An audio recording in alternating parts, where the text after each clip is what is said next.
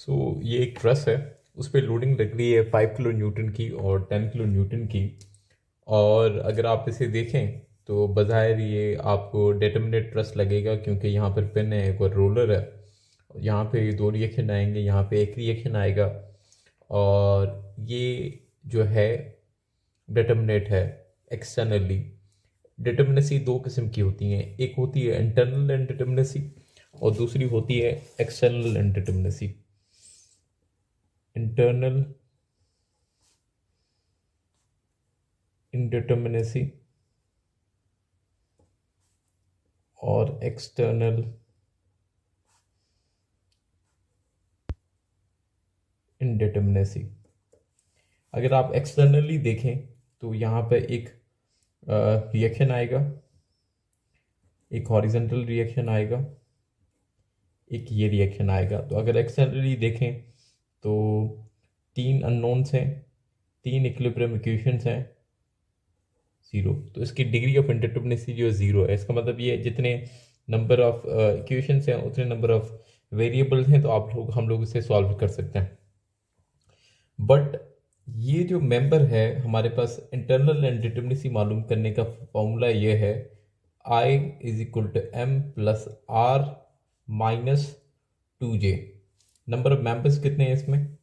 1 2 3 4 5 6, 6 members हैं। ये connected नहीं है, यहाँ पर ये मेंबर्स हैं, 6 मेंबर्स हैं। रिएक्शंस कितने हैं हमारे पास? 1 2 3, 3 मेंबर है हमारे पास। ज्वाइंट कितने हैं? 0 1 2 3, 4 ज्वाइंट्स हैं। तो 6 प्लस 3 9 माइनस 8 1। इसका मतलब ये है कि इसकी इंटरनल इनडिटर्मिनेसी जो है वो 1 है। तो आप देखें टोटल जो अननोन्स, हमने टोटल अननोन्स निकालने हैं कि 6 मेंबर फोर्सेस हैं, 1 2 3 4 5 6, 6 मेंबर फोर्सेस और 6 अननोन ये रिएक्शंस। और आप जो हैं किसी भी ज्वाइंट पे पकड़ें, क्योंकि इस पे मोमेंट नहीं लग रहा, तो आप किसी भी ज्वाइंट पे भी जाएं, आप सॉल्व करें। या आप समेशन ऑफ एफ एक्स कर सकते हैं, या आप समेशन ऑफ एफ आई कर सकते हैं। तो 4 ज्वाइंट से आपने 2 से मल्टीप्लाई किया, तो हर ज्वाइंट पे आप 2 इक्वेशन बना सकते हैं। तो आप टोटल देखें, ये टोटल 9 हैं और ये 8 इक्वेशंस हैं। तो बेसिकली 9 - 8, तो इसकी डिग्री ऑफ इंडिटर्मिनेसी जो है 1 है। इसका मतलब ये है कि इसकी इंटरनल इंडिटर्मिनेसी है जो है वो 1 है, मतलब एक मेंबर ज़्यादा है। ठीक है, तो आप इसको सॉल्व नहीं कर सकते क्योंकि अननोन ज़्यादा है। तो हम लोग क्या करेंगे सबसे पहले कि आपके पास जो ट्रस है, ठीक है, आप हम लोग सबसे पहले क्या करते हैं, इसको डिटर्मिनेट बनाते हैं।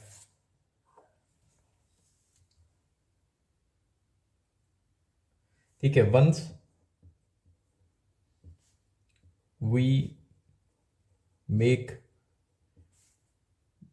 The truss structure, the determinate one,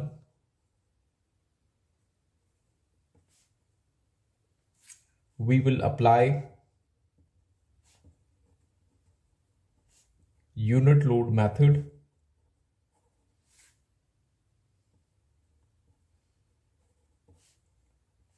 to determine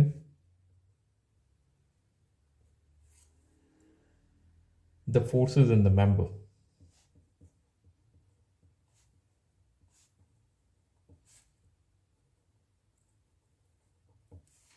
ठीक है, तो इसका सबसे पहला पहला पहला स्टेज ये है, मैंने इसको स्टेजेस में डिवाइड किया हुआ है, आप इसको ऐसे समझने की कोशिश करें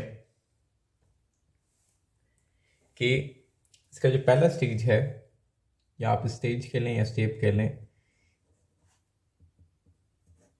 ठीक है, आपके पास ये ट्रस है, इसमें कोई भी मेंबर कट कर लें आप, या आपके पास ट्रस है, आप इसमें कोई भी मेंबर कट कर लें। सपोज मैं इसको पेंसिल से कर रहा हूँ, आप ये मेंबर कट कर रहे हैं, यहाँ से आपने ये मेंबर कट किया। अगर आप इसको मेंबर को कट करें तो ये जो क्या कहते हैं ट्रस है, ये डिटर्मिनेट बन जाएगा। तो कैसे बनेगा? एक्सटर्नल लोडिंग पे इसमें से ये कैसे डिफ्लेक्ट होगा, कुछ ऐसा हो जाएगा ये ट्रस।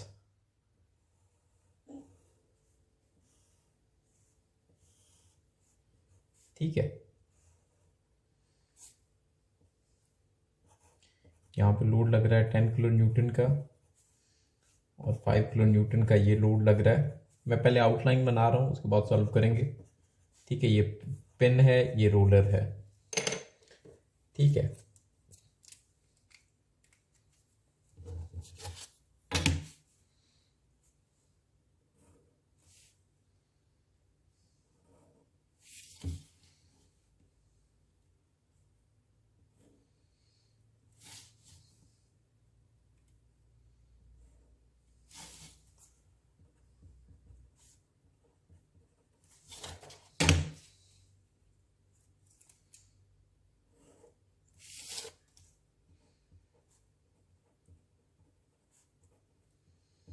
ठीक है। इस लोडिंग की वजह से ये मेंबर में जहाँ से आपने कट किया है, जहाँ से कट किया है आपने, इस लोडिंग की वजह से यहाँ पे कुछ ना कुछ डिफ्लेक्शन आएगी। ठीक है, ये 10 किलो न्यूटन की लोडिंग लग रही है, ये 5 किलो न्यूटन की लोडिंग लग रही है। तो इस 10 और 5 किलो न्यूटन की वजह से यहाँ पे कुछ ना कुछ डिफ्लेक्शन आएगा। तो अगर मुझे ये डिफ्लेक्शन चाहिए तो मैं कैसे मेजर करता हूँ? यूनिट लोड मेथड से। जहाँ पे आपने डिफ्लेक्शन मालूम करनी है, आप वहाँ पर क्या करते हैं? यूनिट लोड लगाते हैं। तो ठीक है, तो पहले स्टेज में हम लोग मेंबर कट करेंगे। मेंबर कट करने से क्या होगा? जितनी नंबर ऑफ अननोन से उतनी नंबर ऑफ इक्वेशंस बन जाएंगी। और आपने मेंबर कट किया और वहाँ पे आप डिफॉर्मेशन मालूम करना चाहते हैं, तो यूनिट लोड मेथड पे जहाँ पर हमें डिफ्लेक्शन चाहिए होती है वहाँ पे यूनिट लोड लगा देते हैं और सारी लोडिंग हटा देते हैं। तो आपके पास जो ट्रस है उस पर आप सारी लोडिंग हटा देंगे और जो है आपको डिफ्लेक्शन मिल जाएगी। वहाँ पे यूनिट लोड लगा देंगे।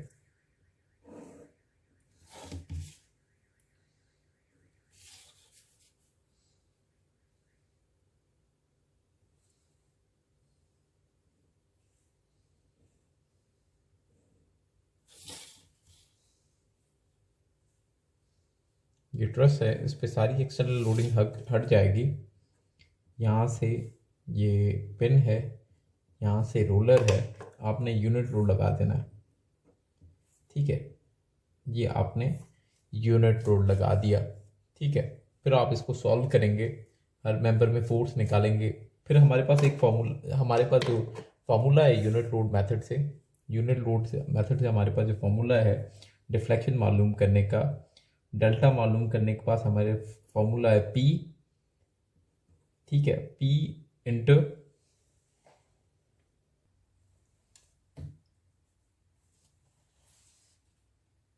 P I, P virtual into I L over A E. ये हमें यूनिट लोड से फार्मूला है डिफ्लेक्शन मालूम करने का। इसमें जो ये पी आई है, ये जो पी आई है ये बेसिकली क्या है? Forces in the released truss due to applied loading. और ये पी वी जो है ये क्या है? Forces in the truss due to unit load. ठीक है, ये रिलीज ट्रस में हमने इसको कट किया है, तो we are calling this truss as release truss. तो इसमें इस लोडिंग की forces in the release truss due to applied loading, applied loading की वजह से जो फोर्सेस मेंबर में डेवलप होंगी, ये पी आई वो है, हर मेंबर के लिए सबमिशन करेंगे। और फिर ये पी वी जो है forces in the truss due to unit load, unit load की वजह से जो इस ट्रस में फोर्सेस आएंगी वो हैं। फिर हम लोग पहले क्या करेंगे? हम ट्रस को रिलीज करेंगे और फिर डिफ्लेक्शन, तो फिर हम लोग वहाँ पे जहाँ पे डिफ्लेक्शन चाहिए वहाँ यूनिट लोड लगा देंगे। तो ये फॉर्मूला है डिफ्लेक्शन मालूम करने का इस पॉइंट पे। तो बेसिकली इस लोडिंग की वजह से ऑब्वियसली जो ट्रस का ये जो डिफ्लेक्शन है वो बढ़ेगी। इसका सेकंड स्टेज ये है ठीक है, कि हम लोग इस गैप को हम लोग जो है ब्रिज करना चाहते हैं।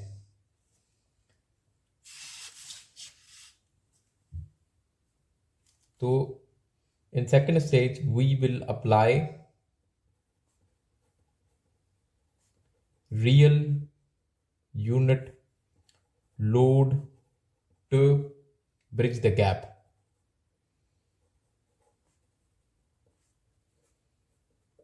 इस गैप को ब्रिज करने की कोशिश करेंगे and then we will apply unit load method to determine the deformation. तो ये हमारे पास ट्रस है,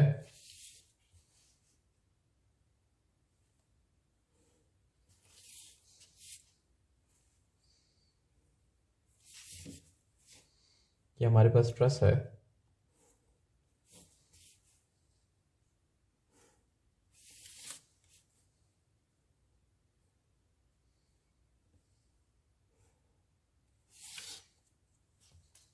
यहाँ पे पिन है, यहाँ पर रूलर है, और यहाँ पर ये जो है हम लोग जो है यूनिट लोड लगा रहे हैं। ये यूनिट लोड लगा रहे हैं, हम लोग यूनिट लोड लगा रहे हैं, एक अमाउंट ऑफ फोर्स लगा रहे हैं ये जो मेंबर कटा हुआ है इसको ब्रिज करने के लिए, इसको जोड़ने के लिए। पहले मेंबर में एक्सेल लोडिंग की वजह से ये गैप वाइड हो रहा है और दूसरे स्टेप में हम लोग इसको ब्रिज करने की कोशिश कर रहे हैं। अगर मैं यूनिट लोड लगाऊं तो इसमें कितनी डिफॉर्मेशन आएगी वो कैसे मालूम करेंगे? हम दोबारा उस पर यूनिट लोड लगाएंगे। हम लोग क्या करते हैं यूनिट लोड मेथड में, मैंने आपको कराया है कि जहां हमें डिफॉर्मेशन चाहिए वहां हम लोग यूनिट लोड लगाते थे। हमने रियल यूनिट लोड लगाया that is trying to bridge the gap. अब हम लोग वर्चुअल यूनिट लोड लगाएंगे जहां हमें डिफॉर्मेशन चाहिए, ठीक है। तो हमें वहां पे वर्चुअल यूनिट लोड लगाना है, ठीक है, वर्चुअल यूनिट लोड लगाना है। फिर अगेन वही फॉर्मूला यूज करेंगे जो हम लोग करते हुए हैं, और मैं कह रहा हूं कि ये जो डिफॉर्मेशन होगी इस डिफॉर्मेशन को, यहाँ मैंने डेल्टा नाम दिया हो, मैं इसे A11 का नाम देता हूँ। ये डिफॉर्मेशन जो है ये A11 है और ये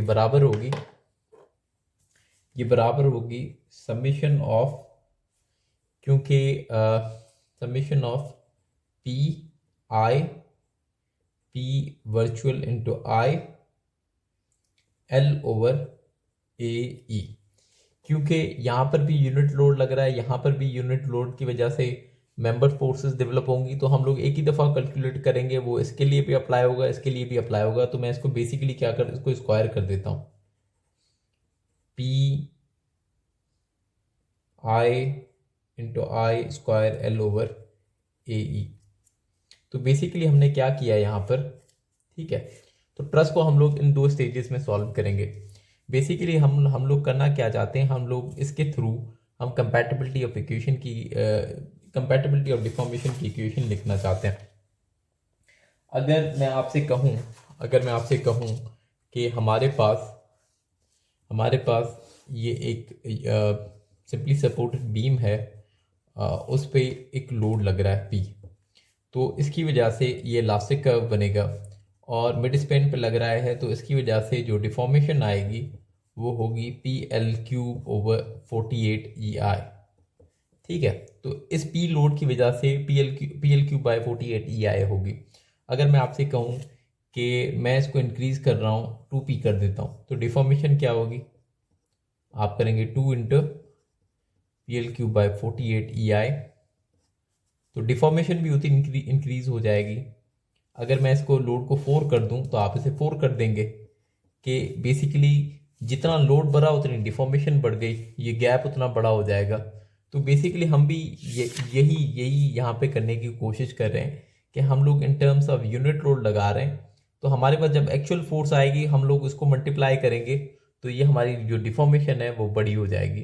तो अगर मैं इसकी कंपैटिबिलिटी ऑफ डिफॉर्मेशन करना चाहूँ कि यहाँ पर बेसिकली डिफॉर्मेशन क्या होगी, मेंबर में ज़ीरो होनी चाहिए। ठीक है, मेंबर पे डिफॉर्मेशन जो है वो ज़ीरो होनी चाहिए अगर ये सिस्टम इक्विलिब्रियम में है। तो अगर मैं कहूँ कि delta plus E11 should be equal to zero, but ये रियल लोड की वजह से डिफॉर्मेशन है और ये इन टर्म्स ऑफ यूनिटी है।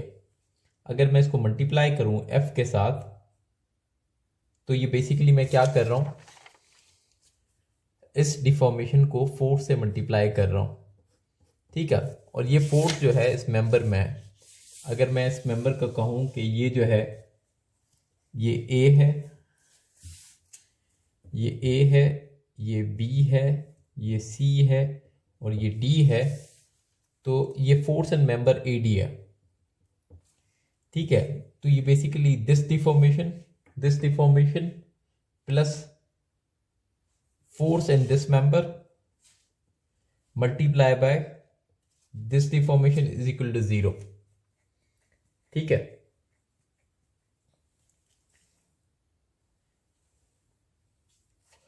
तो ये बेसिकली हम लोग इसको मल्टीप्लाई करेंगे तो ये एनहांस हो जाएगी डिफॉर्मेशन से। तो ये बेसिकली इन दोनों का जो समीशन है वो ज़ीरो आना चाहिए। तो ये हमारी कंपैटिबिलिटी ऑफ डिफॉर्मेशन की इक्वेशन है जिसके थ्रू हम लोग सॉल्व करेंगे। ये पहले मेंबर में हमने सिस्टम को डिटर्मिनेट कर दिया, उसका जो जितनी डिग्री ऑफ इनडिटर्मिनेसी थी उसे कट कर दिया, फिर वहाँ पे डिफॉर्मेशन चाहिए थी तो यूनिट लोड लगा दिया, फिर हमने रियल यूनिट लोड लगाया इस गैप को ब्रिज करने के लिए, और फिर इस यूनिट लोड की वजह से ऑब्वियसली ये मेंबर कुछ ना कुछ करीब आएगा, तो वहाँ पे डिफॉर्मेशन मालूम करेंगे। तो पहले हम लोग डेल्टा मालूम करेंगे, फिर डेल्टा A11 मालूम करेंगे। ठीक है, ये दोनों हमें मालूम हो जाएंगी, फिर इसको इक्वेट कर देंगे ज़ीरो से। जब इक्वेट करेंगे ज़ीरो से तो हमारे पास फोर्स एंड मेंबर AD आ जाएगी। फोर्स एंड मेंबर जब AD आ जाएगा हमारे पास, तो यही तो डिग्री ऑफ इनडिटर्मिनेसी थी, एक अननोन की वैल्यू हमारे पास आ जाएगी। एक अननोन की जब हमारे पास वैल्यू आ जाएगी तो सिस्टम खुद ब खुद डिटर्मिनेट हो गया। तो आप फिर मेथड ऑफ ज्वाइंट्स या मेथड ऑफ सेक्शन से फिर इसको सॉल्व कर सकते हैं। ठीक है, तो पहले हम लोग शुरू करते हैं। पहले ये ट्रस्ट सॉल्व करते हैं, फिर ये ट्रस्ट सॉल्व करते हैं, फिर ये सॉल्व नहीं करेंगे क्योंकि ये सब इसके रेप्लिका हैं। आंसर जो है वो उनका सेम आएगा। तो ये सारा प्रोसेस जो है हम लोग नहीं करेंगे ये वाला, सिर्फ हम लोग इसकी वैल्यूज़ निकालेंगे और इसकी वैल्यूज़ निकालेंगे और ये नहीं निकालेंगे क्योंकि रिपीटेटिव करने का कोई फ़ायदा नहीं, आंसर वही आएगा। तो उसके बाद टेबल बनाएंगे और उसको सॉल्व करने की कोशिश करेंगे। तो ये ट्रस्ट है, इसके मेंबर फोर्सेस हम लोग मालूम कर रहे हैं। तो अगर मैं इस पॉइंट सी पे मोमेंट निकाल लूँ, मोमेंट इट सी, और मैं क्लॉकवाइज मोमेंट जो है सपोज पॉजिटिव कंसीडर कर रहा हूँ, तो मेरे पास क्या आएगा, 5 × 5, ये लेवर आर्म है, 5 × 5 क्लॉकवाइज पॉजिटिव, फिर ये भी क्लॉकवाइज है 10 × 5, 10 × 5, और इसे कह देता हूँ ये जो रिएक्शन है यहाँ पर, ये जो है ये है dy × 5 minus dy × 5 is equal to 0। तो मेरे पास जो dy की वैल्यू आएगी वो आएगी 15 किलो न्यूटन, 15 किलो न्यूटन। फिर ये राइट साइड लग रहा है तो यहाँ पर जो हॉरिजॉन्टल रिएक्शन आएगा वो लेफ्टवर्ड लगेगा 5 किलो न्यूटन, और ये जो है हमारे पास dy की जो वैल्यू आएगी वो आएगी 15। और अगर फिर मैं समीशन ऑफ Fi करूँ, समीशन ऑफ Fi फोर्सेस, तो ये 10 है, ये 10 डाउनवर्ड लग रहा है, ये अपवर्ड लग रहा है। ठीक है, तो जो यहाँ पर रिएक्शन आएगा वो डाउनवर्ड आएगा और उसकी वैल्यू क्या होगी, 5 किलो न्यूटन, क्योंकि ये 10 ये भी डाउनवर्ड 5, तो ये 15 मिलके इसको काउंटर करेंगे 15 को। तो हमने मालूम कर लिया। फिर हम लोग मेथड ऑफ ज्वाइंट से इसको सॉल्व कर रहे हैं, मेथड ऑफ ज्वाइंट से सॉल्व करेंगे हम लोग। तो हमारे पास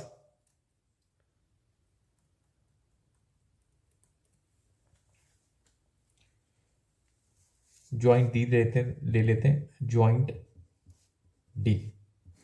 ठीक है, इस ज्वाइंट पे मैं कहता हूँ कि डी वाई जो है 15 है, और ये जो है मेंबर फोर्स ए, इसको मैं कहता हूँ बी डी है ये।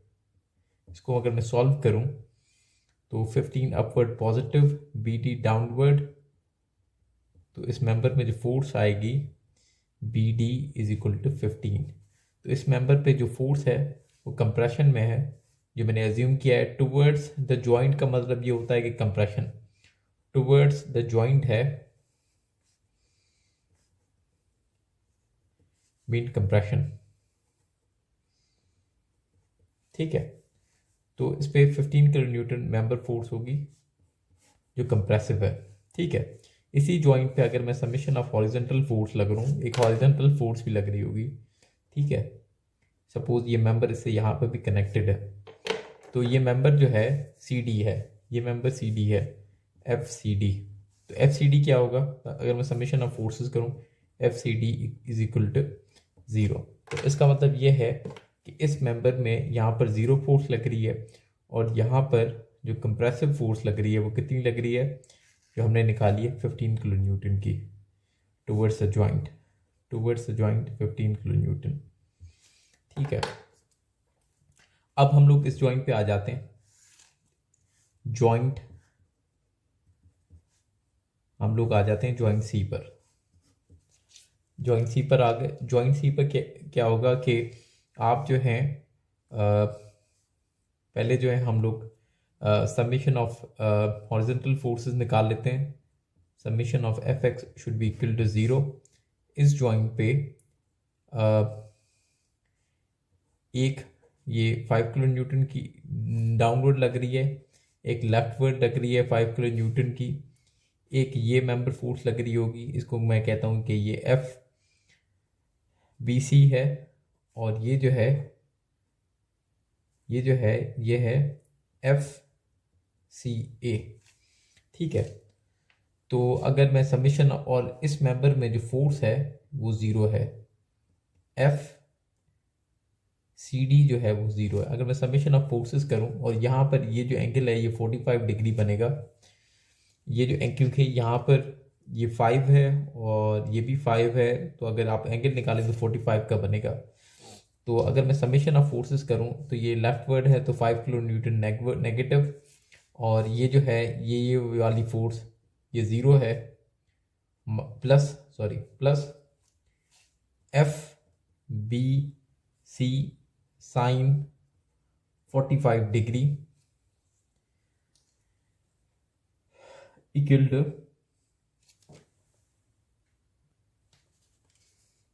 Is equal to 0।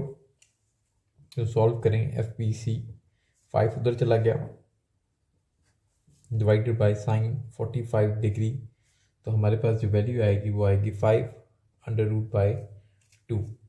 तो यहाँ पर ये जो मेंबर है इसकी वैल्यू है 5√2। इसकी आ गई। अब हम लोग समेशन ऑफ एफ आई करेंगे। अगर समेशन ऑफ एफ आई करें तो हमारे पास जो वैल्यू आएगी, एफ सी ए की वैल्यू क्या है, एफ सी ए मालूम करना है, एफ सी ए मालूम करना है अपवर्ड पॉजिटिव, -5 ये डाउनवर्ड। ठीक है, और इसका साइन कंपोनेंट निकालेंगे एफ बी सी का, F B C sine 45 degree upward positive is equal to 0। तो एफ सी ए अननोन है, एफ प्लस इसकी वैल्यू निकाल चुके हैं, f/2 is equal to sine 45 degree is equal to 0। तो इसको सॉल्व करें तो हमारे पास वैल्यू आएगी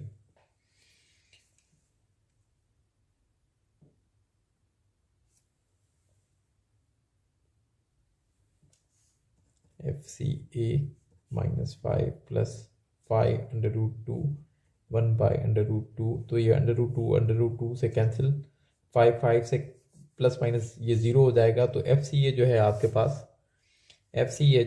पास आएगा 0। तो इस मेंबर में जो फोर्स होगी वो 0 होगी। ठीक है, अब हमारे पास कितने मेंबर रह गए, एक ही ये मेंबर रह गया। इसको मालूम करते हैं। एट जॉइंट हम लोग एट जॉइंट ए आते हैं।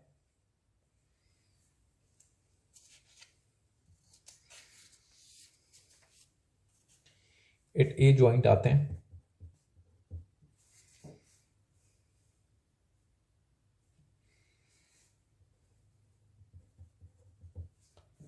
At joint A, at joint A पे एक ये फोर्स है जो ज़ीरो है और दूसरी ये फोर्स है F A B is equal to zero. तो अगर आप इसको देखें तो एफ ए बी भी समीशन ऑफ फोर्सेस करें तो हॉरिजॉन्टल फोर्सेस भी ज़ीरो होंगी और वर्टिकल फोर्सेस भी, एफ एस सी पहले से ही ज़ीरो है। ठीक है, तो हमने पूरा ट्रस सॉल्व कर लिया। तो यहाँ पर जो फोर्स है ये ज़ीरो है।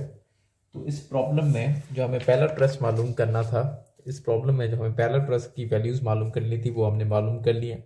अगर लिखना चाहें तो इसी पे लिख लें। ये जो है 15 किलो न्यूटन है और ये कंप्रेसिव फोर्स इसमें लग रही है। ये फोर्स ज़ीरो है, ये ज़ीरो है, ये ज़ीरो है और इस मेंबर में जो फोर्स लग रही है वो 5/√2 है। इस मेंबर पे कोई फोर्स नहीं लग रही होगी क्योंकि ये जो है इसमें जो है ये जो है रिलीज स्ट्रेस है, यहाँ हमने इसको ब्रेक किया हुआ है। ठीक है, अब हम लोग इस ट्रस को सॉल्व करेंगे इसी तरह।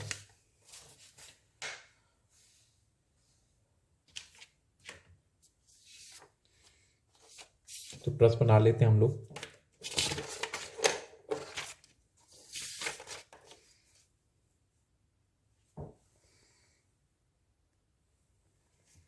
तो इसको मैं ट्रस बना लेता हूँ। ये ट्रस है,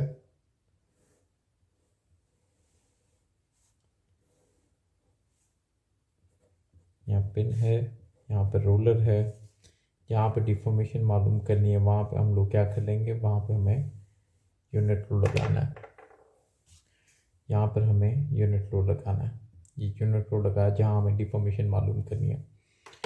फिर अब इसको सॉल्व करते हैं। सारी एक्सटर्नल लोडिंग हो गई। फिर हम लोग एट जॉइंट ए पे आते हैं। ये ए है, ये बी है, ये सी है, ये डी है। तो एट जॉइंट ए से शुरू करते हैं। At joint A, at joint A पे देखें, एक ये फोर्स है एफ ए बी और एक ये डाउनवर्ड फोर्स है एफ ए सी और एक ये फोर्स है जो यूनिट लोड लग रहा है F A D is equal to 1। ये जो ये यूनिट लोड लग रहा है। तो इसको सॉल्व करें तो हमारे पास जो वैल्यू आएगी F A D is equal into, क्योंकि अब हम लोग क्या कर रहे हैं, हम लोग समीशन ऑफ एफ एक्स कर रहे हैं। तो आप इसको cos 45 करें तो हमारे पास जो वैल्यू आएगी 1/√2 plus F A B is equal to 0। तो हमने समीशन ऑफ एफ एक्स कर रहे हैं। पहले समीशन ऑफ एफ एक्स करेंगे तो हमारे पास एफ ए बी की जो वैल्यू आएगी, क्योंकि हमें ये पता है एफ डी की वैल्यू क्या है, 1 है। इसको सॉल्व करेंगे तो हमारे पास -1/√2 आएगा। तो इसका मतलब ये है कि एफ ए बी जो ये मेंबर है इसमें कंप्रेसिव फोर्स आएगी, कंप्रेसिव फोर्स आएगी। ठीक है, क्योंकि हमारी जो अज्यूम डायरेक्शन है वो गलत है। नेगेटिव का मतलब ये है कि हमारी जो अज्यूम डायरेक्शन है, जो हमने यहाँ पे टेंशन शो की है अवे फ्रॉम द जॉइंट, मतलब टेंशन है, तो ये गलत है। अब फिर हम लोग समीशन ऑफ एफ आई करेंगे। समीशन ऑफ एफ आई करेंगे, summation of F I should be equal to 0 minus F A C -1/2 F ए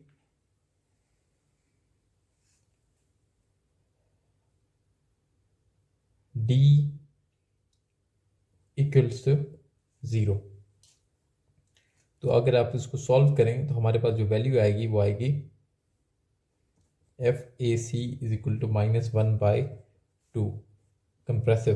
तो इसका मतलब यहाँ पर भी इस मेंबर में जो फोर्स होगी वो कंप्रेसिव होगी। ठीक है, तो इन दो मेंबर्स पे आ गए। अब हम लोग एट जॉइंट डी पे आ जाते हैं। एट जॉइंट सी, इस जॉइंट पे आ जाते हैं। ठीक है, तो हमने अभी अब अपनी डायरेक्शन सही कर लेनी है खुद। ये जो है कंप्रेसिव था, ठीक है, और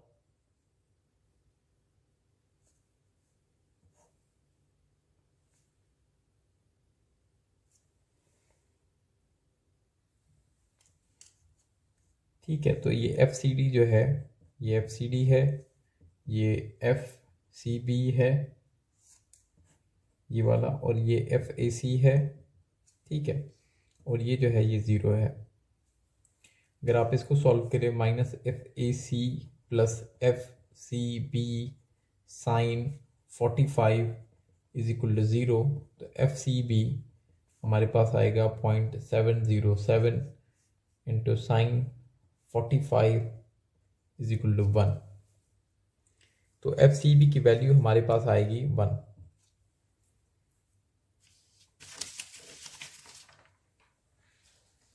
एफ सी डी की वैल्यू निकालते हैं। F C D plus F C B sine 45 degree is equal to zero, तो F C D is equal to -1/√2 compressive. तो एफ सी डी की जो वैल्यू है ये कंप्रेशन में आएगी। तो इसी तरह हम लोग सॉल्व करेंगे। 8 जॉइंट बी पे आएंगे, जो आखिरी हमारा जॉइंट रह गया। 8 जॉइंट बी, 8 जॉइंट बी पे हमें पहले से पता है कि ये फोर्स जो है एफ ए बी ये कंप्रेसिव है, ये जॉइंट है, और एफ डी बी मालूम करनी है, और ये हमने निकाल चुके हैं। एफ सी बी जो है वो 1 है और वो टेंसाइल है away from the joint F C B. ठीक है, तो अगर मैं समेशन ऑफ एफ आई करूं तो F A B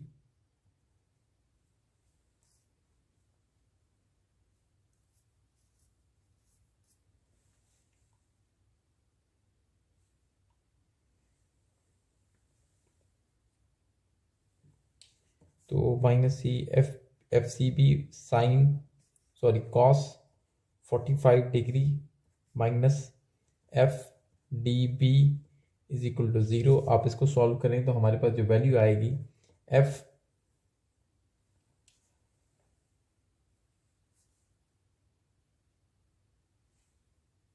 D B की वो आएगी -1/√2।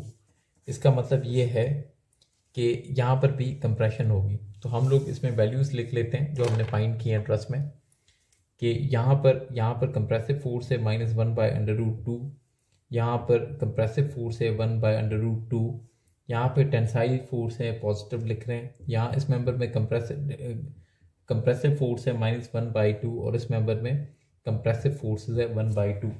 तो हमारे पास जो ट्रस था, इस ट्रस के हमने ये जो ट्रसेस हैं ये सॉल्व कर लिया।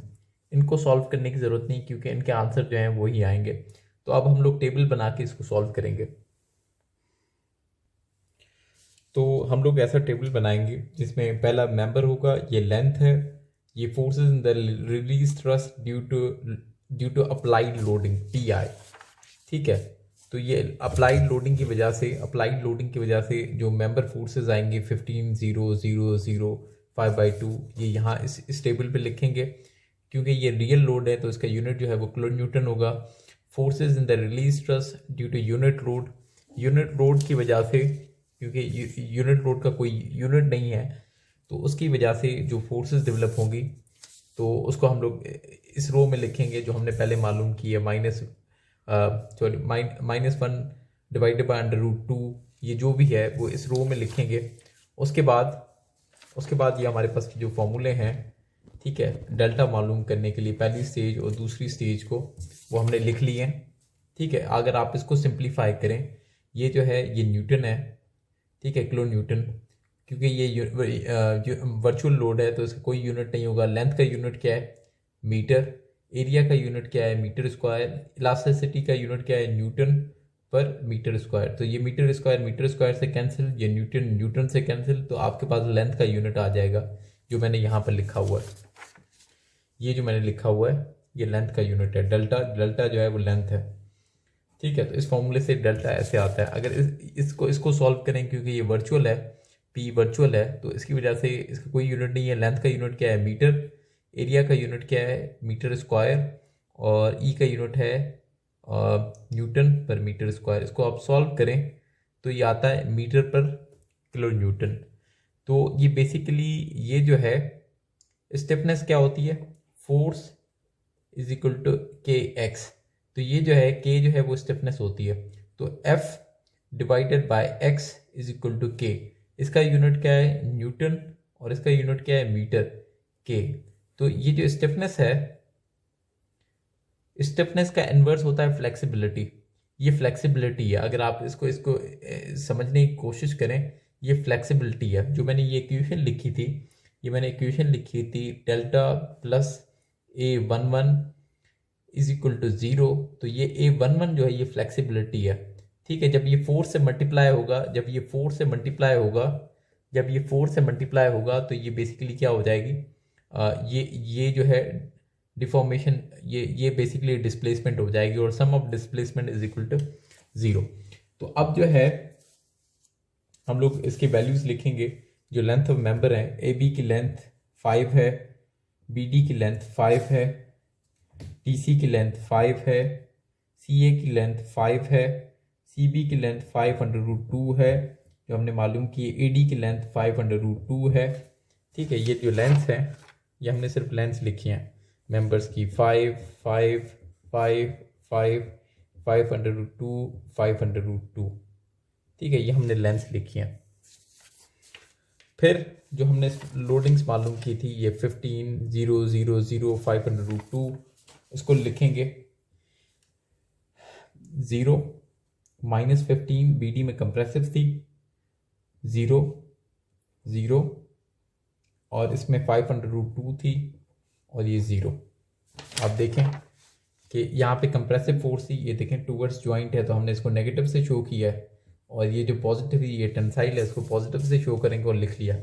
अब इसकी वजह से लिखते हैं, इन मेंबर्स में लिखते हैं, इन मेंबर्स में क्या फोर्स आ रही है, इसमें -√1/2 √2 -1/√2 -1/√2 और इन मेंबर्स में 1 1 फोर्स आई थी।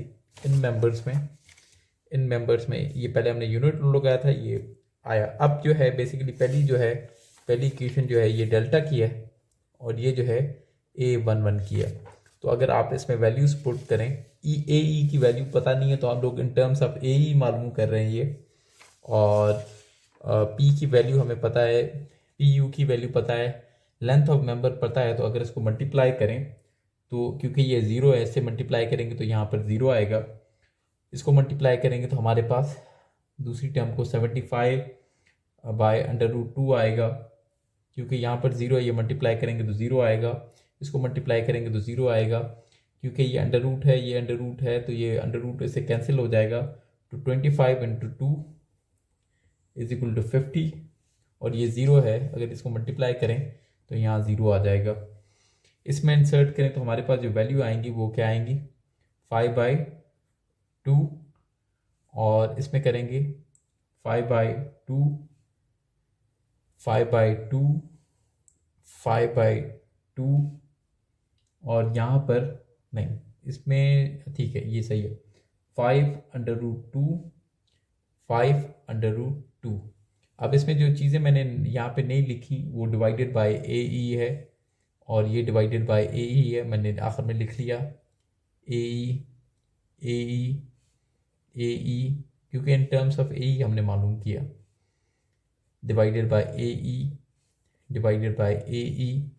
ठीक है। फिर हमने क्या करना है, ये जो फॉर्मूला है ये समीशन है बेसिकली यहाँ पर, तो हमें समीशन लेनी है इस सारों की। हमारे पास जो इक्वेशन है, हमें समीशन लेना है, तो इसको अगर हम लोग सम करें तो हमारे पास जो वैल्यू आएगी वो आएगी 103.03/AE, और इसको सम करें तो हमारे पास वैल्यू आएगी 24.142/AE, ठीक है। तो हमने जो ये डेल्टा है, हमने कंपैटिबिलिटी और डिफॉर्मेशन की इक्वेशन लिखी थी कि डेल्टा प्लस A11F, वो मेंबर कौन सा था, मेंबर जो था AD इज इक्वल टू 0। तो हमारे पास जो डेल्टा है वो 103.03 प्लस FAD, ये जो है फ्लेक्सिबिलिटी है 24 × 142 इज इक्वल टू 0, तो हमारे पास एफ ए डी की वैल्यू क्या आएगी, एफ डी की हमारे पास जो वैल्यू आएगी -103.0324.125 is equal to -4.268 kilo newton compressive. ठीक है, तो यहाँ पर ये आपके पास जो वैल्यू आएगी वो -4.268 कंप्रेसिव मेंबर में फोर्स आएगी, जो आपके पास इसकी डिग्री ऑफ इंडिटरमिनेसी 1 थी और वो आपने मालूम कर ली। एफ ए डी जो है आपने मालूम कर लिया है, जो है 4.268 नेगेटिव। तो अब आप ट्रस को कंप्लीटली सॉल्व कर सकते हैं। इसकी डिग्री ऑफ इंडिटरमिनेसी 1 थी, तो वो आपने मालूम कर ली। एक अननोन ज़्यादा था, वो आपने मालूम कर लिया। आप अब किसी भी मेथड से इसको सॉल्व कर सकते हैं। तो आप वापस इस ट्रस पे जाएं। ठीक है, अब मैं इसको सॉल्व नहीं कर रहा, ये आप खुद करेंगे। आप वापस इस ट्रस पे जाएंगे। ठीक है, यहाँ पिन है, यहाँ पे रोलर है, यहाँ पे ये 10 किलो न्यूटन का लोड लग रहा है और यहाँ पे 5 किलो न्यूटन का लोड लग रहा है और ये ट्रस है। ठीक है, और आप जब इसको सॉल्व करेंगे इसकी रिएक्शन वही आएंगे जो यहाँ पे पहले 5 आ रहा था, यहाँ पे 5 आ रहा था, यहाँ पे 15 आ रहा था।